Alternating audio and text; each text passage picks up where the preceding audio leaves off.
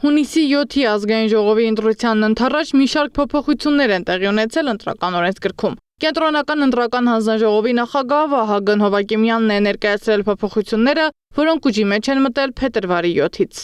Կուսակցությունների անցողիկ շեմը իջել է 4%։ Դաշինքների շեմը բարձրացել է 7%-ից 8% եւ 10%։ Ինչով այս տարբերակումը մինչեւ 3 կուսակցություն դրանք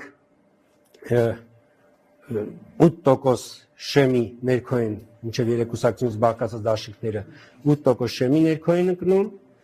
3 եւ ավել կուսակցությունից բաղկացած դաշինքները 10% շեմը պիտի հաղթահարեն անցողիկ շեմը։ Փոփոխվել է նաև գրավի չափը։ Կուսակցությունները նախկին 10 միլիոնի փոխարեն կվճարեն 7.5 միլիոն դրամ, դաշինքները 15 միլիոն դրամ։ Փոփոխվել է նաև կոալիցիա կազմելու սկզբունքը։ Նախկինում կոալիցիա կարելի էր կազմել առավելագույնը 3 քաղաքական ուժի միավորումից։ Նոր փոփոխությունը թույլ է տալիս 3-ից ավելի ուժերի միավորումը։ Այս արգելքը հանվել է եւ սահմանված, այսինքն նոր արդեն կարգավորումներով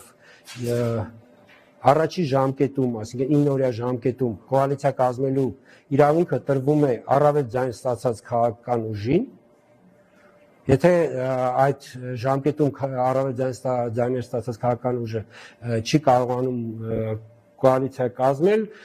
դրանից հետո արդեն ժամանակ է տրվում մնացած քաղաքական ուժերին, այս միջազգային տերմինաբանությամբ ընդունված է ասել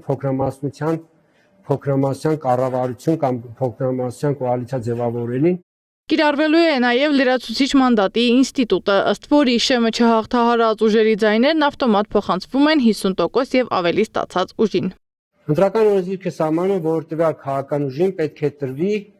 լրացուցիչ մանդատներ մինչև այդ 52%-ը լրացնելու